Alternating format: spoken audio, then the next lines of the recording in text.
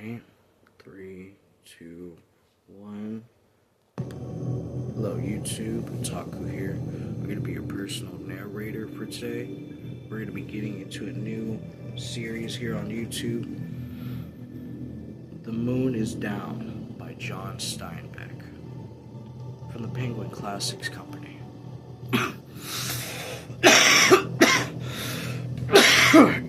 Alright, before we do anything else, I gotta get myself inspired. If you haven't been onto this channel before, please go check out the channel description to find out what we do here before you continue any further.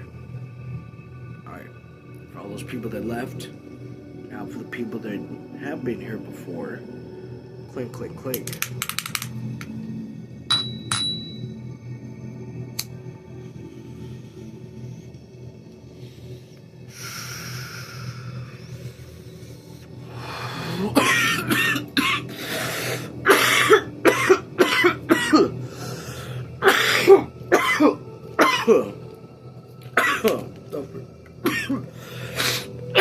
Don't forget, hydration check.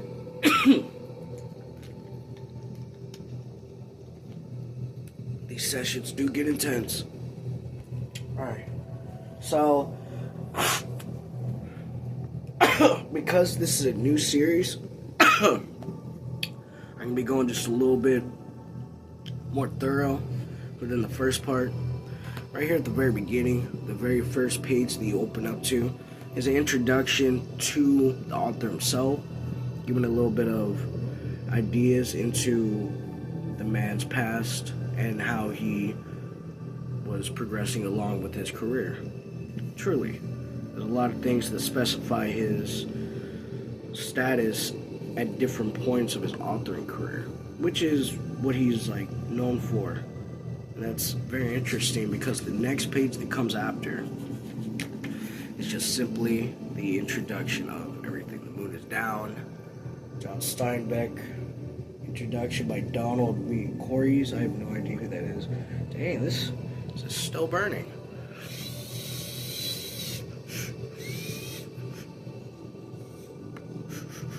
I felt like I wanted to make a point. I don't know. I'm tripping. Anyways, alright. So the true meat and potatoes of this first part is the introduction. This is what I'm going to be getting into before anything else. Sadly, I did not get to do that on my last series, even though I should have been a little more knowledgeable on everything. If I'm going to touch something like that, I want to get everything I can out of it. So now that we're doing that for this one, alright. Introductions. By the summer of 1940, a little more than a year after the publication of The Grapes of Wrath, wow, we just got through reading that one, the Nazis have engulfed much of Europe. John Steinbeck was by then a world-class author. That's pretty interesting. Okay, world-class author. He was also born a clear-eyed political realist who understood the U.S. involvement in the war was inevitable. He's speaking about World War II. Well, I'm sure you could defer with the 1940s intro, but just in case you don't know too much about U.S. lore, 1940 was where World War II was really rearing up. That spring, he had been to Mexico writing for the screenplay of The Forgotten Village, another one of his great books I hope to get into. And he had been troubled because it seemed to him that in Latin America, the Nazis were outclassing the Allies in propaganda. He was so concerned, in fact, that on June 26, 4 days after France signed an armistice with Germany, he met with President Roosevelt to discuss the problem. There was no record to indicate that the president took any advice Steinbeck may have offered, but the writer's enthusiasm for fighting fascism was not dampened. Over the next 2 or 3 years, he served voluntarily in several of the government's agencies and information agencies created between 1940 and 1942. I do apologize. There seems to be some technical difficulties.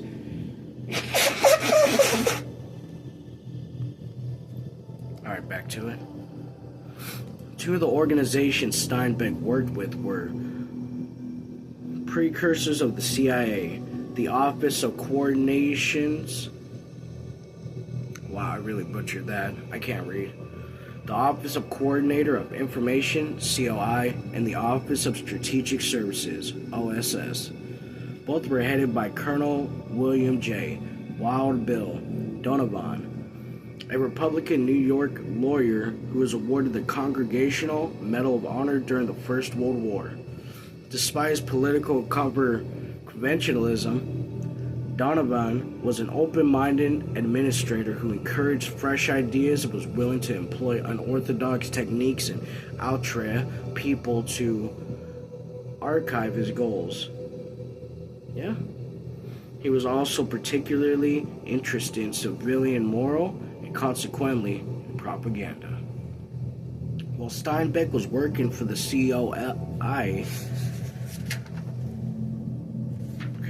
probably in mid-summer of 1941, he and Donovan discussed the idea that Steinbeck might write a work of propaganda.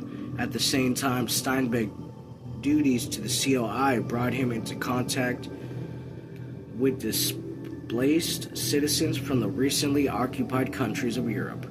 Among them, Norway and Denmark invaded in April of 1940, and France, Belgium, and the Netherlands overran in May of June. The refugees integrated Steinbeck with stories about the activities of underground resistance movements in their native lands. Over 20 years later, Steinbeck recounted in an article entitled Reflections on a Lunar Eclipse how the exiled information helped him decide what kind of propaganda he would write. Ooh, this is getting interesting. Okay. The experiences of the victims' nations, while they differed in some degree with national psychologies, had many things in common. At the time of invasion, there had been confusion in some of the nations that were secret Nazi parties. They were spies and turncoats. The Norwegian Nazi Vulcans, Quillising, yeah, I'm going to have to write that one down later because I do not recognize that word. Quillising had left his name as a synopsis for traitor. Well, Quillising was a name, not a thing or word. I'm sure it derives from something though. So, then there were collaborators, some moved by fear and others simply for advancement and profit. Finally, there were the restrictive measures of the Germans, their harsh demands and savage punishments. All of these factors have been correlated and understood before an underground movement could form and begin to take action. Alright, so we're at technically the page 8 of the information parts. No, it's not page 8, it's deep, but it has a VIII, so I assume they're using Roman numerals. Assuming. If I give you just one moment, please, I'd like to take care of something before we continue. Just go ahead and stare at the...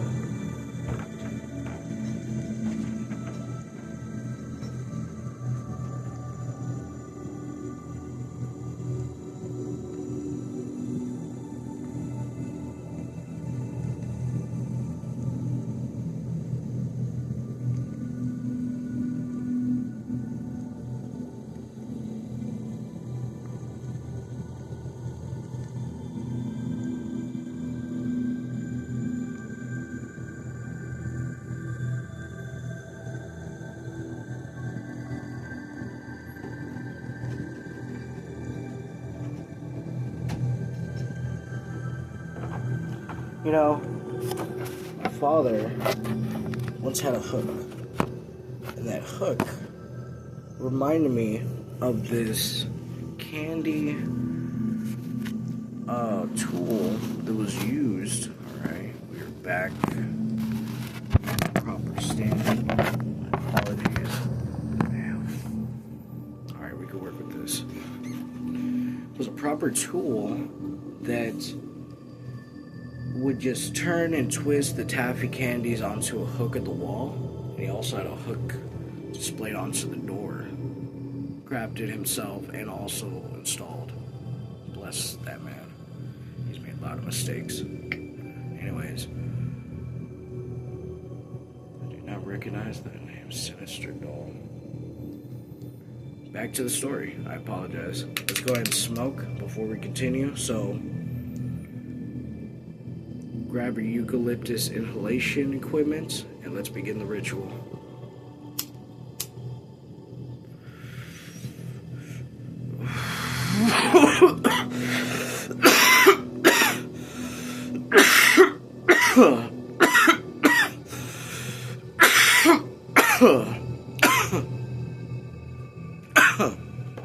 It's pretty good. I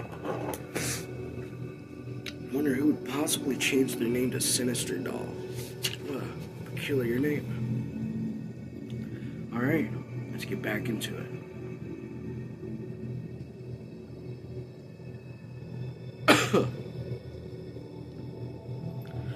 The experiences of the victims' nations, while they differed in some degree with national psychologies, had many in common. And at the time of invasion, there had been confusion in some of the nations. There were secret Nazi parties. There were spies and turncoats.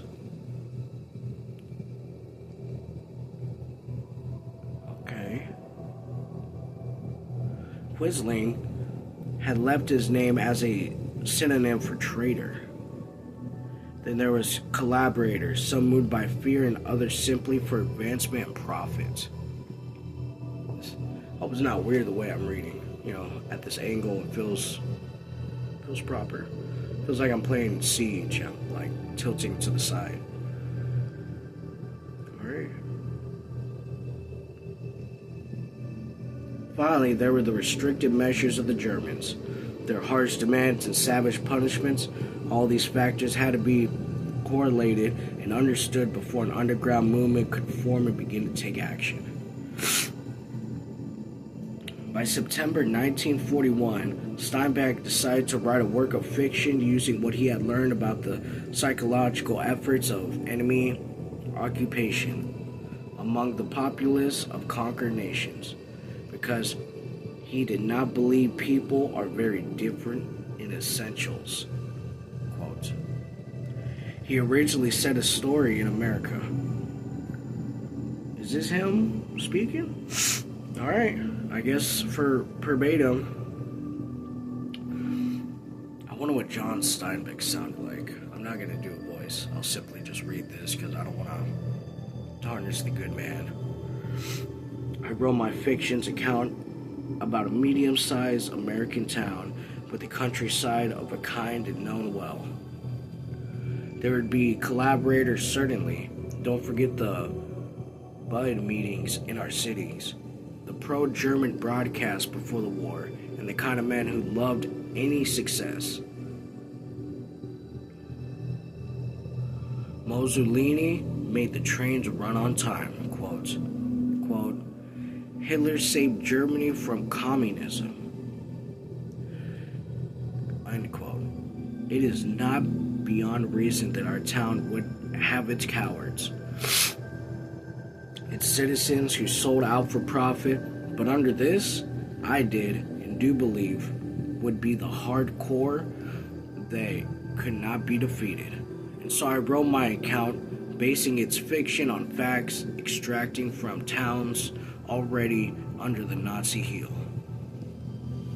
Pretty interesting. Alright, John Steinbeck, I see. Steinbeck submitted his financial accounts, quote unquote, for approval to another of Donovan's agencies. The Foreign Information Service officials there rejected it because they feared that postulating an American defeat might be demoralizing. Steinbeck's refugee friends, certain this story would boost morale in their already occupied homelands, urged him to circumvent official objectives by shifting the settings. He took their advice and placed the book in an unnamed country, cold and stern like Norway, cunning and implacable like Denmark, reasonable like France. French people are not reasonable. Now that's propaganda. Alright, let's smoke.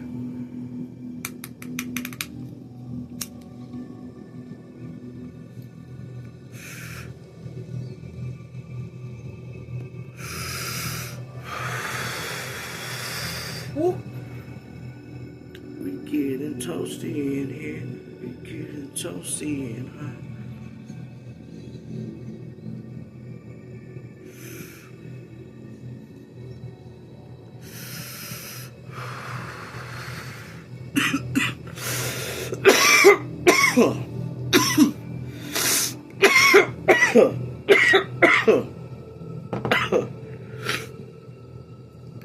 Truly, I do need to fix my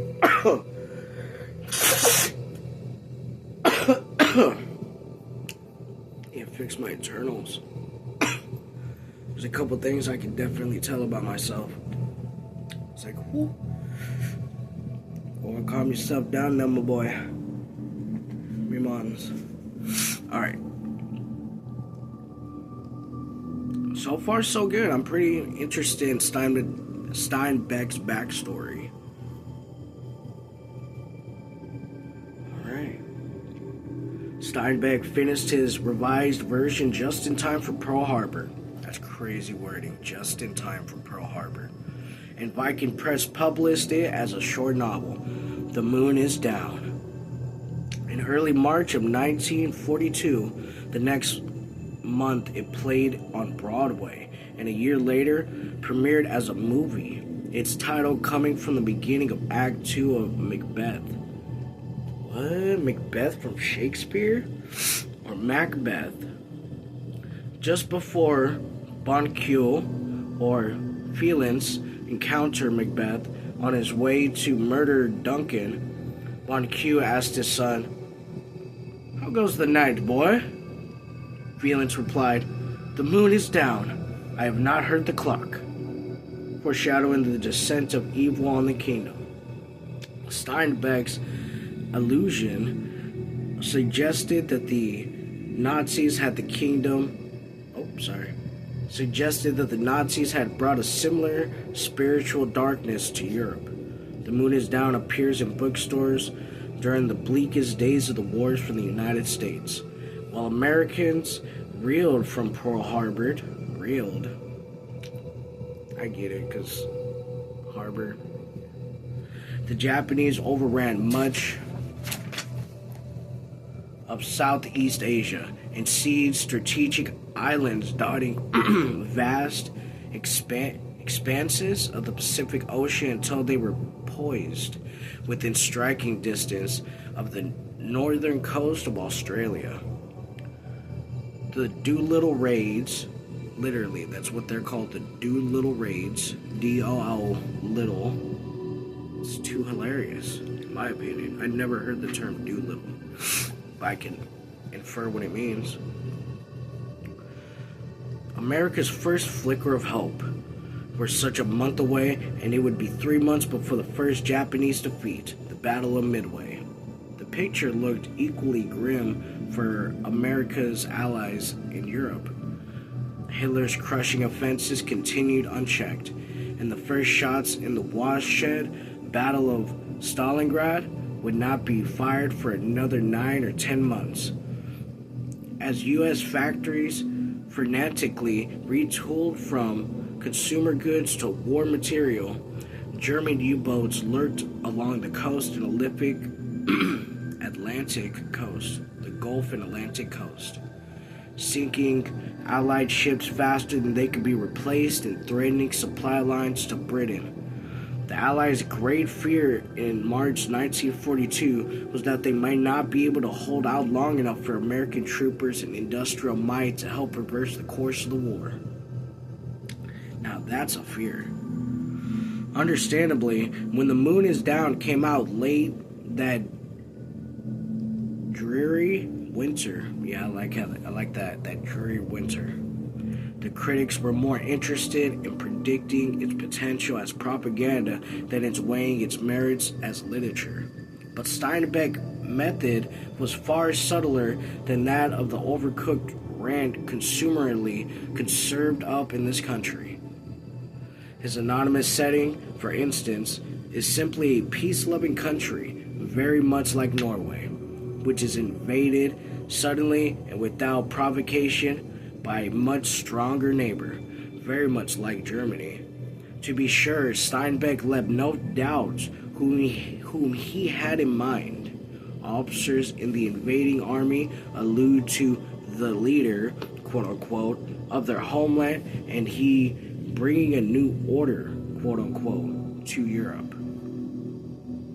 There is a reference to the leader's country having fought Belgium and France 20 years earlier, and unsubtly reminder of Germany's repeat performance in the European theater. Beyond such hints, Steinbeck refused to adopt the contemporary Teutonic stereotypes. There is no heel-clicking hums, no deprived, monocled intellectuals, no thundering Sieg-Heils, S-I-E-G, and then, goes on to the next word, H-E-I-L-S, Sieg-Heil, maybe, in his fable-like tale. Okay. We're pretty deep. We're not deep like that. We're deep like, I want to smoke. That's how deep we got. Was smoke break, gang, and then also, please hydration check. I know I need it. We party just a little too hard out here sometimes, in my opinion.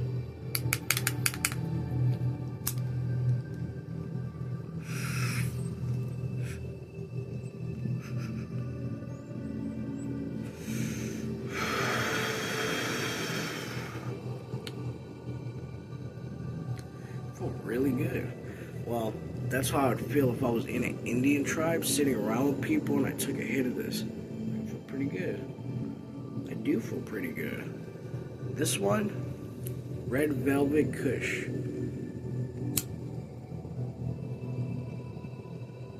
At least that's what the dispensary that I got this from, shout out Chronic Queens, is calling this.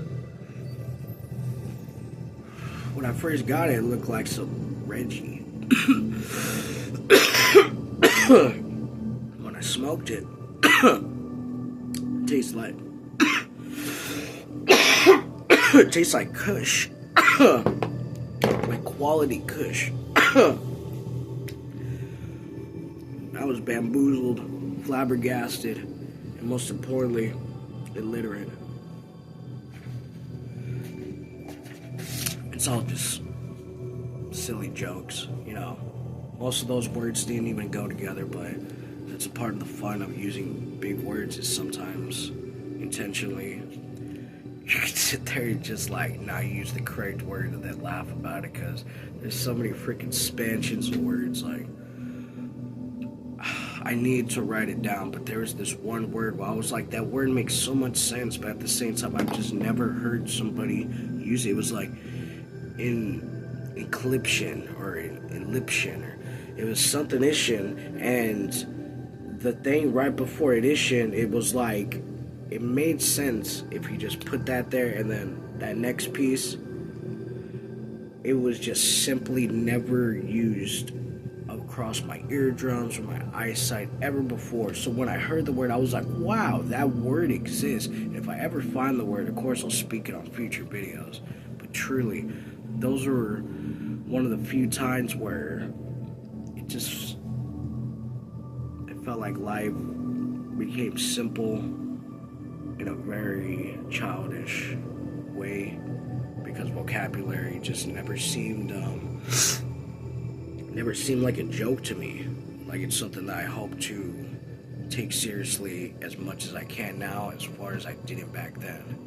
And having a word pop up that finds its simplicity within my reasoning is putting that word simply together. And I was thinking to myself, if I use that word, it feels like I made it up. Even though it's a real word, that word felt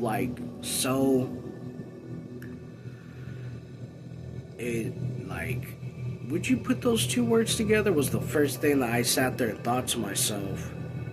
And then, like, once I realized that word was being used seriously, I was like, okay, that's funny. That's funny, because I never even thought of combining those two words. And now that I've heard somebody use it in a sentence and, like, use it at all, it's like, okay. And it made me laugh. It made me fucking... The thought of that is truly something you just gotta, like... This is what I'm alive for. Is, like, little tickles of the brain like those. Okay, let's continue.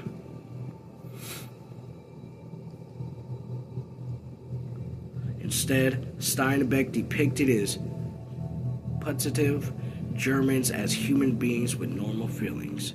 They offer the citizens of the conquered country justifications for their invasion. They plead for understanding.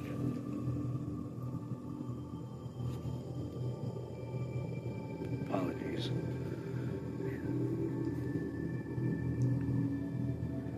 They miss their families. They want their victims to accept them. Yet nothing can disguise their theft of freedom. And eventually, the local patriots' desire to regain its impel them to resist. That's sad. That's pretty human. Okay, let's continue. The military superior invaders retaliate. But the impression remains that ultimately that patriots will prevail because a society of free individuals is stronger in the long run than a totalitarian power dependent on herd men. Herd as in like sheep. So like you herd sheep of like herd men. In the mayor's words, it is always the herd men who win battles and the free men who win wars. Okay, I'll see. Steinbeck's affirmative, toned-down approach in propaganda's The Moon is Down touched off the fiercest literary battle of the Second World War. Many critics liked the novel, but some did not, and their numbers included such formidable names as Clepton Fademan and James Thurber. In effect, the detractors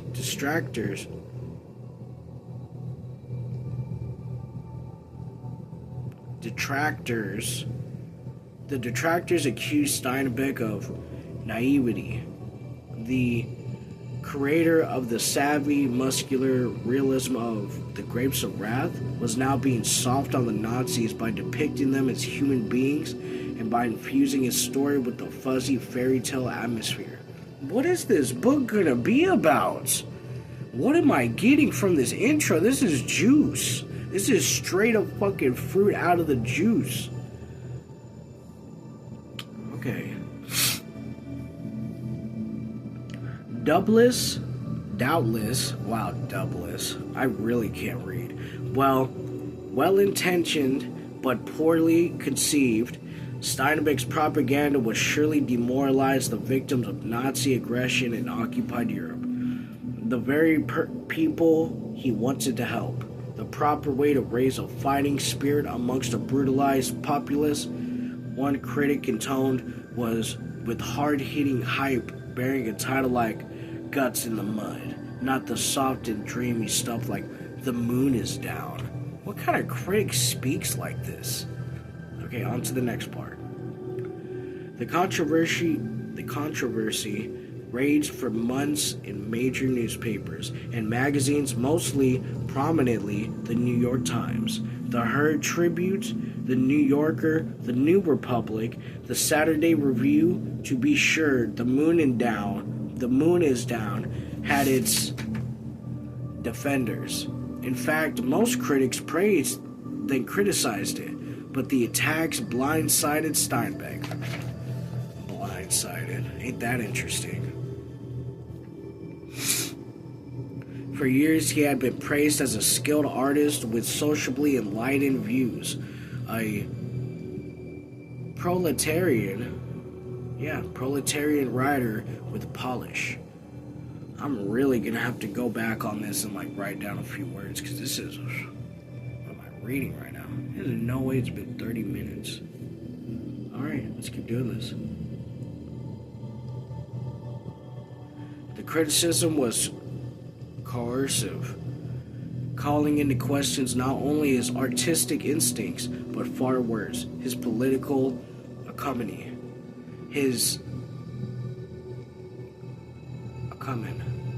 A-C-U-M-E-N. His political acumen. I really don't want to say acumen. If that's the word, that's just another. Wow. I'm a comment. Huh? His credentials as an anti-fascist and his very patriotism. Steinbeck was wounded, and his wounds were still tender over 10 years later when he referred sarcastically to his detractors, chiefly Vanderman and Thrumper, in his essay entitled My Short Novels. The war came on, and I wrote The Moon is Down as a kind of a celebration of the durability of democracy. I couldn't concede that the book would be denounced.